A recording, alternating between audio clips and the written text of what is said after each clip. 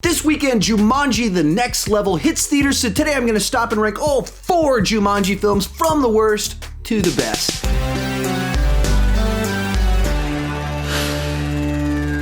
Hi, my name is Sean, and I started this channel because I was driving everyone around me crazy talking about movies way too much. If you can relate, you're probably in the right place. Consider clicking that subscribe button. With that in mind, go ahead and join me down below in the comment section. Share your ranking of all 4 Jumanji films.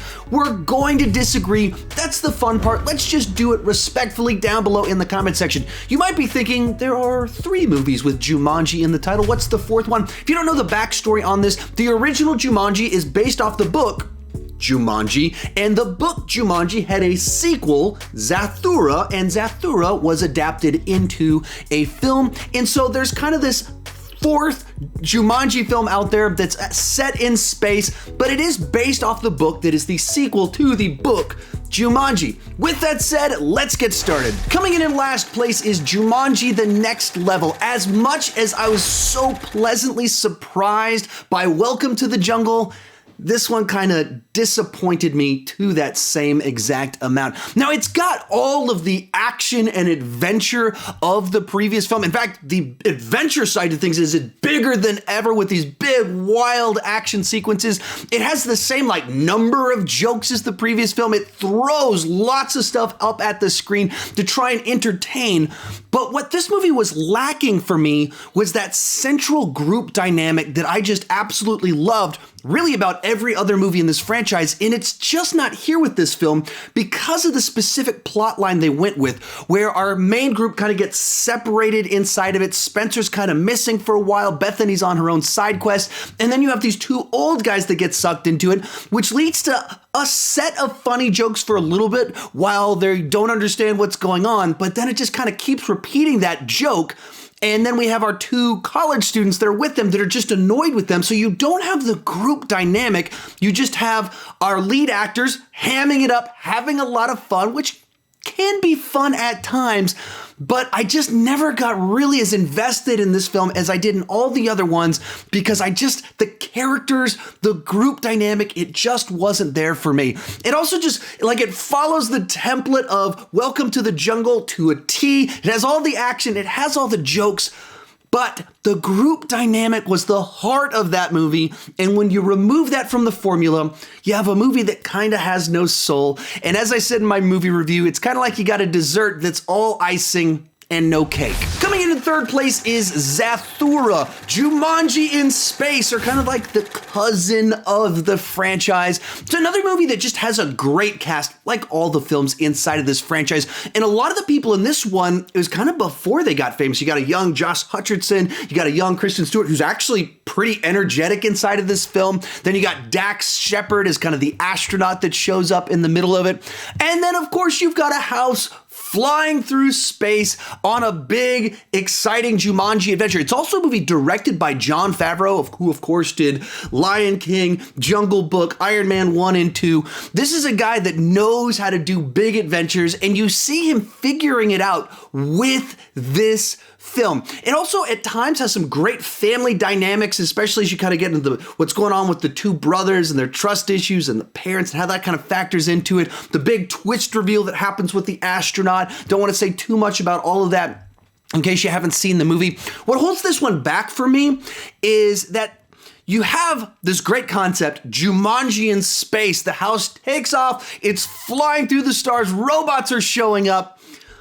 But at the same time, it's claustrophobic because they're only in the house. They don't go to a bunch of planets and get out. It doesn't do a bunch of stuff outside. So as much as we're going out into the stars, it feels confined. And I think that just limits the excitement and the adventure of it all. And you don't fully feel like you're getting Jumanji in space or any of the other things that it's supposed to be. You feel like, oh, that was kind of cool that we went into space in a house. Our runner-up is the original Jumanji. Out of all of these films, this is easily the one that is the most emotional and most serious in tone. From the beginning, you see Alan's kind of struggles with his dad and being bullied and being misunderstood. Then you have him later on in the movie as this child that was raised in a jungle, which is a very dark storyline. And inside of that, he grew up thinking that his dad hated him only to come out of all of this and learn that actually his dad loved him and gave up everything. That's really powerful, emotional stuff. And then even inside of it, the hunter is played by the actor that plays his dad. And so it's very literally does this metaphor for him struggling through his daddy issues. And who to star in a movie where you have to have someone that can do the adventure, can make it fun, and make it a family movie while being very serious. Robin Williams, absolute perfect to kind of play this adult that's still kind of a child in his thinking because he wasn't raised, by humans. But the whole cast here is very good. You got a young Kristen Stewart, Bonnie Hunt, and this is the one where the adventure actually goes to an actual city on Earth that makes for just a fun adventure with the animals everywhere. Some of the stuff that holds it back for me, I didn't grow up watching it, so I don't have as much as nostalgia as some people. Takes a little while to get going. There's a lot of introductions. It introduces the game, then we have young Alan, then we have the kids, they start playing the game, Alan comes back, so we just keep doing introductions for like the first 35 minutes of the film, and some of the CGI is very spotty. It has not aged well at all, the CGI. But in general, still a very cool family adventure film that actually my kids like to put on all the time. But coming in first place is Jumanji Welcome to the Jungle. Like many of you, when I heard they were making this film, I thought it was a terrible idea. I didn't think the trailers looked all that good. The set photos looked ridiculous. And then it was just such a pleasant surprise and one of the very few reboot, remake, sequels that manages to top the original. And it does that by blending several different kind of types of films together. You've got very much a Breakfast Club element inside of it with these different high school stereotypes being put in detention and going off on adventure. Then of course you have the Jumanji remake aspect of it. And then they mix it with this video game idea of them getting sucked in, put it all together, and it just works so well. All of that really going back to the fact that you love the cast and their chemistry, both in the real world as well as in the video game. In the real world, I wish we actually got more time with them as just them, and then you go off on the adventure and somehow it's even more fun, and it's like the perfect mix of taking these kind of specific high school stereotypes and putting them on these different fantastic entertainers who are the opposite of the person that they are in the real world. So the scaredy cat high school kid becomes The Rock. The big athletic guy becomes Kevin Hart. The vain high school girl becomes Jack Black. And it plays it for all of kind of the low-hanging fruit, as well as just having some really nice wit inside of it. And all along the way, the action is good. The adventure side to it, you're invested in it. And you like being on this adventure with these characters.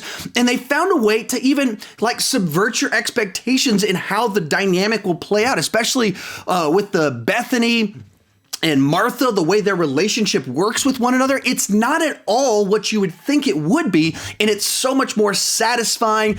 At the end of the day, this is the one that I rewatch the most. I've seen this movie a whole lot of times. It still makes me laugh. I still love the adventure, so it comes in at number 1. If you enjoyed this video, I've got more content just like this. Check out some rankings right over there in that playlist. Thank you so much for watching, and keep talking movies too much.